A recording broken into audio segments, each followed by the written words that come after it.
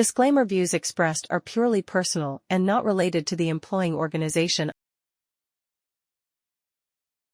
ఇప్పుడు any kind of sexual violence చూడడానికి what do you see as the main reason?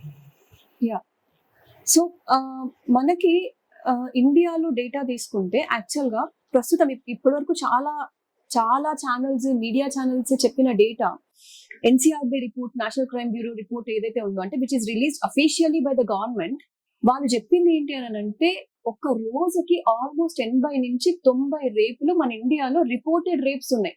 అంటే ఒక గంటకు తీసుకుంటే 3 నుంచి 4 రేపులు. ఇప్పుడు మనం తీసుకుంటున్న ఇంటర్వ్యూ జరిగే సమయంలో ఆల్మోస్ట్ ఒక 3-4 రేపులు జరుగుంటాయి అవతల. అంటే మనము యాజ్ అ సిస్టమ్ మనం ఎక్కడ ఫెయిల్ అవుతున్నాం? ఇప్పుడు మనం ఏదో డాక్టర్ కి జరిగింది, లేకపోతే ఒక ఇంజనీర్ కి జరిగింది, లేదంటే ఒక అప్పర్ మిడిల్ క్లాస్ ఉమెన్ కి జరిగింది అన్నప్పుడు మనం ఇంత రెస్పాండ్ అయ్యి, అంటే when we think back the root causes, what could be the root cause for this particular incident and in general any sexual assault?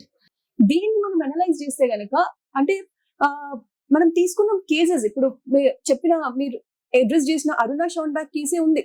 ఇప్పుడు ఆవిడ ఒక nurse, 41 years she was in coma after she was raped by some other person. ఆ rape కూడా ఎక్కడ జరిగింది? తను dress మార్చుకుంటున్నప్పుడు in the basement. అంటే మనకి ఏంటంటే ఒక సిస్టమ్ ఉంటుంది, నర్సెస్ కానీ డాక్టర్స్ కానీ when they are going to OT, లేదు నర్సెస్ ఎస్పెషల్ గా వాళ్ళు డ్యూటీకి జాయిన్ అయినప్పుడు they have to change their dress into nursing. వాళ్ళకి ఒక డెసిగ్నేటెడ్ స్పేస్ అంటూ ఉండదు. ఇది ఒక దారుణమైన విషయం యాక్చువల్ గా. ఈవెన్ ఇన్ ఓటీస్ లో కూడా, ఆపరేషన్ థియేటర్స్ లో కూడా మనకి చేంజింగ్ రూమ్ అనేది సెపరేట్ గా ఒకటి పెడతారు. బట్ ఆ చేంజింగ్ రూమ్ దానికిను ప్లస్ రకరకాల వాటికి కూడా వాడుతుంటారు. అంటే అది స్పెసిఫైడ్ ఫర్ చేంజింగ్ రూమ్, పైన బోర్డు ఉంటది, బట్ దాన్ని యూజ్ చేయడం మాత్రం రకరకాల వాటికి యూజ్ చేస్తారు. అక్కడే తినాల్సి వస్తుంది, అక్కడే పడుకోవాల్సి వస్తుంది, అక్కడే చేంజ్ చేసుకోవాల్సి వస్తుంది. అండ్ ఎవరు వస్తున్నారు, ఎవరు పోతున్నారు అనేది మనకి అందులో అంటే మనము దాన్ని ఆపలేము, వాళ్ళని రావద్దు అనలేము అన్నట్టు ఉంటుంది సిచ్యువేషన్. సో ఆ పర్టికులర్ కేసులో, అరుణ షాన్బాగ్ కేసులో కూడా ఆవిడ బేస్మెంట్ కి వెళ్ళి డ్రెస్ మార్చుకొని నర్స్ డ్రెస్ వేసుకొని వచ్చినప్పుడు, యూనిఫామ్ వేసుకొని వచ్చినప్పుడు జరిగిన ఇన్సిడెంట్ ఇది. సో 41 సంవత్సరాలు తను అనుభవించింది. And after that almost 10 to 12 years have passed. అంటే తను చనిపోయి కూడా ఈ పాటికి ఒక 10-12 years అవుతుంది. సో ఈ 50 ఏళ్లలో మనం ఏ మాత్రమైనా ముందుకెళ్ళినామా? అంటే అమ్మాయిలకి మనం ఒక చేంజింగ్ రూమ్ ప్రొవైడ్ చేసే విషయంలో, లేదు వాళ్ళు ఉండే ఎన్విరాన్మెంట్, హాస్పిటల్లో కానీ ఎనీ వర్క్ ప్లేస్, అంటే ఇది మనం మాట్లాడుతున్నాము అని అంటే ఈ జూనియర్ డాక్టర్స్ ఇష్యూనే కాబట్టి వీళ్ళే మాట్లాడుతున్నారు అని కాదు. అసలు ఒక అమ్మాయి మొన్న తను కూడా ఒక నర్సే, మళ్ళీ ఎక్కడ ఉత్తరాఖండ్ లో తను డ్యూటీ చేసి మళ్ళీ ఇంటికి పోతూ ఉంటే ఆల్మోస్ట్ 1 కిలోమీటర్ దూరంలో తన ఇల్లు వస్తుంది అనగా ఆటో ఆపేస్తే, ఆటో అతను కాకుండా కానీ వేరే అతను ఈమెను ఫాలో చేసి తీసుకెళ్లి రేప్ చేసి 10 రోజులు ఆమె చంపేసిండు. తీసుకెళ్లి ఒక గ్రౌండ్ లో పడేస్తే 10 రోజుల వరకు ఆమె డెడ్ బాడీ కూడా దొరకని పరిస్థితి. అంటే అసలు this is not only related to doctors, even nursing వాళ్ళు కూడా, హెల్త్ కేర్ ప్రొఫెషనల్స్ కానీ, లేకపోతే వేరే వర్కర్స్ కానీ, నేను ఇందాక అన్నట్టు ఆశా వర్కర్స్, అంగన్వాడీ వర్కర్స్, ఎవరెవరైతే హెల్త్ సెక్టార్ లో ఇన్వాల్వ్ అయినారో everyone is at stake. Health sector సంగతి పక్కన పెడితే even a normal household women ఎవరైతే ఉన్నారో, అంటే వాళ్ళకు కూడా బయటికి వెళ్ళే పరిస్థితి లేదు. బయటికి వెళ్తే ఎక్కడ మొలెస్టేషన్ జరుగుతుందో, ఎక్కడ ఎవరు పట్టుకుంటారో తెలియదు. సో అంటే ఎక్కడికి వెళ్ళినా కూడా సేఫ్టీ అనేది లేదు ఒక ఉమెన్ కి. సో నాట్ ఓన్లీ డాక్టర్స్, ప్రతి ఒక్కళ్ళు కూడా బయటకు వచ్చి మాట్లాడాల్సిన సమయం ఇది. అంటే మనం ఏం చేస్తున్నాము as a society, what we are doing to prevent this kind of issues. So అది కాకుండా మనకి కథువా కేసు ఒకటి అయింది, ఎట్లా మనం కవరప్ చేసినాం ఆ ఇన్సిడెంట్ ని. హత్రాస్ కేసు ఒకటి అయింది, ఎట్లా కవరప్ చేసినాం. మణిపూర్ లో అమ్మాయిని మొత్తం బట్టలు ఊడదీసి ఒక 40-50 మంది మగవాళ్ళు ఆమె ఊరేగింపు చేస్తుంటే మనం ఏం రియాక్ట్ అయినాం యాజ్ అ సొసైటీ? అంటే ఎంతవరకు ఇది మొన్న జరిగిన ఇన్సిడెంట్స్, ఇవన్నీ ఎప్పుడెప్పుడో జరిగిన ఇన్సిడెంట్స్ కాదు. ఈ 4-5 సంవత్సరాల్లో, ఈ 6 సంవత్సరాల్లో జరిగిన ఇన్సిడెంట్స్ ఇవన్నీ. ఈ బీహార్ లో జరిగిన ఇన్సిడెంట్ ఒకటి. బీహార్ లో ఏమైంది, ఒక 14 సంవత్సరాల పాప, అప్పర్ కాస్ట్ మెన్ ఎవరైతే ఉన్నారో ఆ పాపను పట్టుకొని వెళ్ళి రేప్ చేసి, గ్యాంగ్ రేప్ చేసి చంపేస్తే మనం యాజ్ అ సొసైటీ ఏం రెస్పాండ్ అయినా? అంటే ఎవరో ఒక వనితకి, ఒక మహిళకి, మనకి తెలిసిన ఒక మహిళకి అన్యాయం జరిగితే ఒక తీరు, లేదు ఇంకొక మహిళకి అన్యాయం జరిగితే ఒక తీరుగా మనం రెస్పాండ్ అవుతామా? అసలు దీనికి గల రూట్ కాజెస్ ఏంటి? అంటే ఒక చిన్న పిల్లని నువ్వు స్పేర్ చేయవు, ఒక ఉమెన్ ని నువ్వు స్పేర్ చేయవు, ఒక ముసలావిడిని నువ్వు స్పేర్, అంటే మనకి ఎంత పురుషాధిక్యత మన బెదళ్లలో ఇరుక్కుపోయిందంటే ఆ పేట్రియార్కల్ సిస్టమ్ ఏదైతే ఉందో దాన్ని మనము ఎట్లా అడ్రస్ చేస్తాం అనేది చూడాలి. ఈ పేట్రియార్కి ఎక్కడి నుంచి వస్తుంది? కల్చరల్ గా మనం ఎంత డిగ్రేడ్ అయిపోయి ఉన్నాం. మనం చూసే సినిమాలు ఏంటి, మనం చూసే సీరియల్ ఏంటి, అంటే మనం ప్రొటెస్ట్ చేయాల్సింది ఇన్సిడెంట్ జరిగినప్పుడు కాదు. మనం ఇవన్నీ కూడా తోడవుతాయి దానికి. మనం ఫోన్లలో చూస్తున్నాము ఎంతసేపు రీల్స్, పార్న్, అంటే దాన్ని నువ్వు ప్రొటెస్ట్ చేస్తలేవు. ఎప్పుడైతే నీ అక్కకో, నీ చెల్లికో, నీ కొలీగ్కో నువ్వు ఇన్సిడెంట్ జరిగింది, రేపు జరిగింది, వాళ్ళపైన సెక్షువల్ అసాల్ట్ జరిగింది అన్నప్పుడు నువ్వు రియాక్ట్ అవుతున్నావు. బట్ దీని అంతటికి కారణాలు ఏంటి? ఇప్పుడు వాడు ఎవడైతే ఉన్నాడో, ఇప్పుడు ఒకరిని అరెస్ట్ చేసారు, వాడి బ్యాక్గ్రౌండ్ ఏంటి అనేది చూసుకుంటే వాడు ఆల్రెడీ 4 సార్లు మ్యారేజ్ చేసుకొని ఉన్నాడట. అంటే 4 times ఎందుకు 4 సార్లు ఎందుకు చేసుకున్నాడు? డొమెస్టిక్ వైలెన్స్ జరిగింది, అందులోంచి అమ్మాయి బయటకు వచ్చేసింది, మళ్ళీ మ్యారేజ్ చేసుకున్నాడు. వాడిని ఎట్లా రీఇన్స్టేట్ చేసారు? నువ్వు పోలీస్ వ్యవస్థలోకి వాడిని ఎట్లా తీసుకుంటావు? అంటే ఆల్టర్నేట్ ఒక పోలీస్ వ్యవస్థ అనేది ఒకటి నడుస్తుంది west Bengal, and they have taken him in to the police force. వాడు పోలీస్ బ్యారికేడ్స్ లో వెళ్ళి పడుకున్నాడు. అంటే ఒక క్రిమినల్ బ్యాక్గ్రౌండ్ ఉన్న వ్యక్తిని కూడా నువ్వు ప్రాపర్ గా అంటే వాడికి సరైన పనిష్మెంట్ కనుక నువ్వు ఫస్ట్ టైమే డొమెస్టిక్ వైలెన్స్ వాడి పైన రికార్డ్ అయినప్పుడే వాడికి ఇచ్చి ఉంటే the severest punishment, or at least చుట్టూతో ఉన్న జనాలకి వాడి బ్యాక్గ్రౌండ్ ఏంటో నువ్వు తెలిపి ఉండుంటే maybe they would not have hired into it. వాడు ఒక డ్రెస్ వేసుకొని వెనకాల పోలీస్ అన్నది ఇది వేసుకొని వాడు తిరుగుతూ ఉంటే వాడు ఫోన్ చూస్తే మొత్తం అన్ని పార్న్ అంట. దానికి ఎవరు కారణం? సొసైటీగా మన బాధ్యత ఎంత దాంట్లో?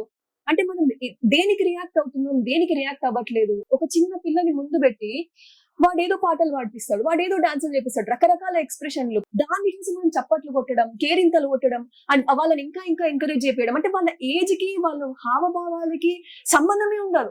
వాళ్ళు ప్రదర్శించే హావభావాలు ఎట్లుంటాయని అంటే అదేదో చాలా పెద్ద వాళ్ళు, ఆల్మోస్ట్ సెక్షువల్లీ మెచ్యూర్డ్ ఉమెన్ ప్రదర్శించే హావభావాల్ని నువ్వు ఒక చిన్న పిల్లలు పలికిస్తున్నావు. అది చూసి నువ్వు చప్పట్లు కొడుతున్నావు. దానికి నీ బాధ్యత లేదా? నువ్వు అట్లా చప్పట్లు కొట్టినప్పుడు రేపు పొద్దున నీ పాప అట్లానే ఎదుర్కొంటుందని నీ బాధ్యత నీకు లేదా? అంటే ఎన్ని దగ్గరలో నువ్వు నీ వాయిస్ రేజ్ చేస్తున్నావు. నువ్వు ఇన్సిడెంట్ జరిగినప్పుడే వాయిస్ రేజ్ చేయడం కాదు, చుట్టూతా పేట్రియార్కల్ మైండ్ సెట్ ఉన్నప్పుడు నువ్వు ప్రతి దాన్ని క్వశ్చన్ చేయి. అంటే ఇది ఆడవాళ్ళనే కాదు, మగవాళ్ళు కూడా. ఎప్పుడైతే నువ్వు నీ సాటి మగవాడు ఎవరైతే ఉన్నారో వాళ్ళ ఆడవాళ్ళ పైన జోకులు వేయడము, లేకపోతే ఆమె ఎందుకు ఆ టైంలో అక్కడుంది, ఆమె ఎందుకు అట్లాంటి కొట్టి బట్టలు వేసుకుంటుంది అంటే నువ్వు అట్లా అన్నప్పుడు వాళ్ళని నువ్వు కౌంటర్ చేయి. అంటే నీ పాత్ర ఎంత ఉంది అందులో, నువ్వు ఎంత వరకు దాన్ని అగెన్స్ట్ గా మాట్లాడుతున్నావు. ఇట్లాంటి పేట్రియార్కల్ మైండ్ సెట్స్ నువ్వు ఎదురైనప్పుడు మీ ఇంట్లోనే ఒక పాప ఉంది, లేదు మీ ఇంట్లోనే ఒక అమ్మాయి ఉంది, ఆ అమ్మాయి రేపు పొద్దున బయటకు వెళ్తే ఆమెకి నువ్వు చెప్తున్నావు నువ్వు ఇట్లా నేర్చుకో అట్లా నేర్చుకో. రేపు మొన్న ప్రొటెస్ట్ లో చూస్తుంటే స్టూడెంట్స్ ఏమంటున్నారు వాళ్ళు అంటే మాకు మార్షల్ ఆర్ట్స్ నేర్పించండి. అంటే వాళ్ళు ఎంత దీనమైన పరిస్థితుల్లో ఉన్నారని అంటే మాకు ఎంబీబీఎస్ స్టార్టింగ్ మేము 10 రోజులు మాకు ఫౌండేషన్ కోర్స్ ఉంటుంది కదా, 15 రోజులు ఫౌండేషన్ కోర్స్ ఉంటుంది కదా, అందులో 1 గంట పెట్టి మాకు మార్షల్ ఆర్ట్స్ నేర్పించండి నడుపుకుంటున్నారు అమ్మాయిలు. అంత దీనమైన స్థితిలో ఉన్నాము. మన ఎడ్యుకేషన్ సిస్టమ్ ఏమైతుంది? ఎందుకు అంత ఫెయిల్ అవుతున్నాం? జెండర్ సెన్సిటైజేషన్ అనేది ఏమైంది? మన కమిటీస్ ఉన్నాయి, కమిటీస్ రిపోర్ట్స్ ఉన్నాయి. మన లాస్ట్ టైం కేసీఆర్ వచ్చినప్పుడు ఒక కమిటీ వేశారు ఇట్లాంటి సెక్షువల్ హరాస్మెంట్స్ ప్రివెంట్ చేయడానికి అని చెప్పేసి ఏం చేయాలి అని చెప్పి. అందులో క్లియర్ గా మన ఎడ్యుకేషన్ సిస్టమ్ లో మార్పులు రావాలని ఉంది. ఆ ఎడ్యుకేషన్ సిస్టమ్ లో ఎక్కడ మార్పులు తీసుకొచ్చినావు? నువ్వు జెండర్ సెన్సిటైజేషన్ ఎక్కడ చేసినావు? అమ్మాయిలు ఎట్లా టచ్ చేయాలి, వాళ్ళతో ఎట్లా మాట్లాడాలి, అమ్మాయిలకు ఎట్లా చెప్పినావు? ఇప్పటికీ కూడా ఎంబీబీఎస్ కాలేజీల్లో, పీజీ కాలేజీల్లో పక్కన అమ్మాయిలు అబ్బాయిలు కూర్చోరు. వీళ్ళకు ఒక సపరేట్ రో ఉంటే వాళ్ళకు ఒక సపరేట్ రో. ఏ దేశంలోనైనా ఇట్లా ఉంటుందేమో నాకు తెలియదు. అంటే కనీసం నువ్వు వాళ్ళకి బేసిక్స్ నేర్పించట్లా. నువ్వు ఎట్లా కూర్చోవాలి, పక్కన ఒక అమ్మాయి ఉంటే అది నేర్పించట్లే. నువ్వు అబ్బాయిలతోనే కూర్చో, నువ్వు అమ్మాయిలతోనే కూర్చో, నువ్వు నీ కంఫర్ట్ జోన్ లో ఉండు. రేపు పొద్దున వాడికి ఒక 14-15 ఏళ్ళ వయసు వచ్చినప్పుడు వాడు ఒక అమ్మాయిని ఎన్కౌంటర్ చేసినప్పుడు వాడు ఎట్లా మాట్లాడాలో వాడికి తెలియదు. ఎవరు నేర్పిస్తున్నారు వాడికి? సినిమాలు నేర్పిస్తున్నాయి, సీరియల్ నేర్పిస్తున్నారు. అమ్మాయితో ఎట్లా మాట్లాడాలి, ఎట్లా బిహేవ్ చేయాలి, ఎట్లా ప్రేమించాలి అంటే ప్రతిదీ కూడా కల్చరల్ గా మనం సినిమా నుంచి చూసి నేర్చుకుంటుందే తప్ప మనకంటూ అంటే ఈ సిస్టమ్ ని మనం పోరాడాలా, ఈ పేట్రియార్కల్ సిస్టమ్ ని మనం పోరాడాలి, ఇది మనము ఎడ్యుకేషన్ లో భాగంగా చేయాలి అని మాత్రం మనం ఎక్కడ ఆలోచించట్లేదు. చిన్నప్పటి నుంచి జెండర్ సెన్సిటైజేషన్ ఎందుకు చేయట్లేదు? ఎవరైనా ఒక అబ్బాయి అమ్మాయి లాగా ప్రవర్తిస్తుంటే వాడిని ఎంత షేమ్ఫుల్ గా చూస్తున్నాం. అంటే థర్డ్ జెండర్ పట్ల మనం ఎంత అసహనంగా ఉన్నాం. ఎంతసేపు నువ్వు గాజులు వేసుకున్నావా, అక్కడ కూడా అమ్మాయి తిట్లే. అంటే అమ్మాయిలను ఎట్లా యూజ్ చేస్తున్నారు అని అంటే ఇట్ ఈస్ నాట్ ఓన్లీ అంటే దానికి ఒక పరిమితి అనేది లేదు. నువ్వు నువ్వు ఎదుటి అబ్బాయిని తిట్టాలన్నా, మగవాడిని తిట్టాలన్నా అమ్మాయిని యూజ్ చేసుకుని తిడుతున్నావు, అంతే కదా.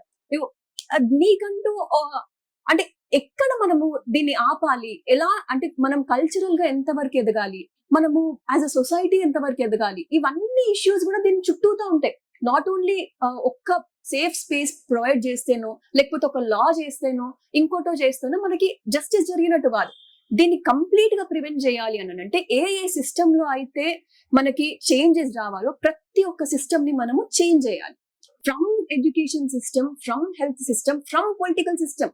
పొలిటికల్ విల్ అనేది ఎక్కడుంది?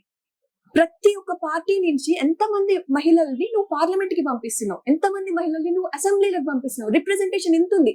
అంటే నువ్వు జెండర్ డిస్క్రిమినేషన్ అనేది నీకు హాస్పిటల్కి వెళ్తేనో, లేకపోతే వర్క్ ప్లేస్కి వెళ్తేనో, ఆఫీస్కి వెళ్తేనో కాదు. నీకు ఆల్మోస్ట్ అన్ని సెక్టార్స్ లో, పొలిటికల్ సెక్టార్ నుంచి, ఎడ్యుకేషన్ సెక్టార్ నుంచి, హెల్త్ సెక్టార్ నుంచి, ప్రతి సెక్టార్ లో ఉంది. నువ్వు ఎంతవరకు నీ బాధ్యతగా నీకు ఎదురైన సంఘటనల్ని నువ్వు ప్రొటెస్ట్ చేస్తున్నావు, ఈ పేట్రియార్కల్ సిస్టమ్ ని గానీ నువ్వు ఎంతవరకు నువ్వు అడ్డుకుంటున్నావు. ఒక అమ్మాయి సరుకుగా మారుతుంటే, ఒక సెక్స్ సరుకుగా మారుతుంటే నువ్వు ఎందుకు మాట్లాడలేదు?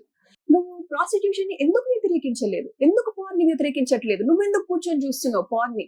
పార్న్ చూసేటప్పుడు నీకు అనిపించట్లేదా సెక్స్ అనేది ఒక ఆబ్జెక్టిఫై, ఒక కమోడిటీ అయిపోయింది, అంటే ఒక సరుకుగా మారిపోయింది. ఏదైతే నువ్వు ప్రేమించి ఒక ప్రేమ గల ఏమంటారు, ఒక హావభావం, అది we have develop from animals. అది ఒక యానిమల్ ఇన్స్టింక్చువల్ లాగా, ఒక బయోలాజికల్ నీడ్ లాగా కొట్టిపాడేయలేము. హ్యూమన్స్ అనే వాళ్ళకి కొన్ని భావాలు ఉంటాయి. ప్రేమిస్తేనే సెక్స్ చేయాలి అన్న ఒక ఇది ఉంటది. నువ్వు దీన్ని విడదీసేసి ఇది ఒక బయోలాజికల్ నీడ్, ఇది వేరు అది వేరు అని చెప్పేసేసి నువ్వు పార్ని ప్రమోట్ చేసుకుంటూ ఒకవైపు, ఇంకొక వైపు ఏమో అమ్మాయిలు సేఫ్ గా ఉండాలి అని అంటే ఎట్లా సేఫ్ గా ఉంటారు? సో ఇవన్నీ మనము అడ్రస్ చేయాల్సిన క్వశ్చన్స్. ఎక్కడెక్కడైతే మనకి ఇలాంటివన్నీ ఎదురవుతాయో మనం అక్కడక్కడ మనం క్వశ్చన్ చేయాలి, రేజ్ చేయాలి మన వాయిస్. ఇది ఒకటి.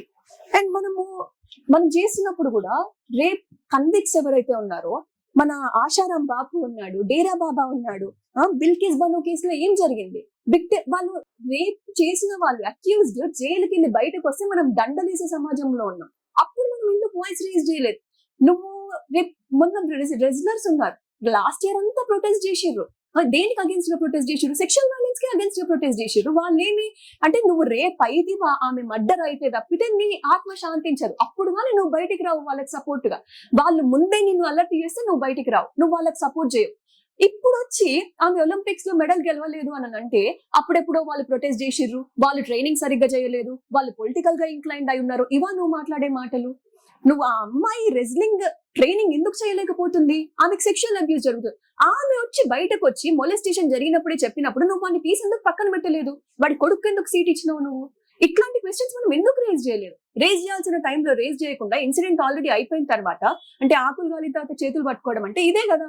నువ్వు ముందే రేజ్ చేసి అక్కడిక్కడ అంటే నువ్వు ఎక్కడికక్కడ నువ్వు వాళ్ళని స్టాప్ చేసి ఇమ్మీడియట్ గా వాళ్ళని స్ట్రాంగెస్ట్ ఆఫ్ ద పనిష్మెంట్, వాళ్ళకి ఏదైతే స్ట్రాంగెస్ట్ పనిష్మెంట్ ఉందో అది నువ్వు ఇన్ఫ్లిక్ట్ చేయకుండా రేపులు చేసి వచ్చిన వాళ్ళకి నువ్వు పెరోల్ మీద వదిలేస్తూ 150 రోజులు 200 రోజులు అంటే వాడికి ఇచ్చిన లైఫ్ ఇంప్రిజన్మెంట్ ఏంది, వాడు బయట ఉన్న రోజులు ఏంది, నువ్వు అవి చూసుకుంటే అంటే నువ్వు as a society what you are doing to him. అంటే నువ్వు రేప్ చేసే వాడికి ఎంత ధైర్యాన్ని ఇస్తున్నావు?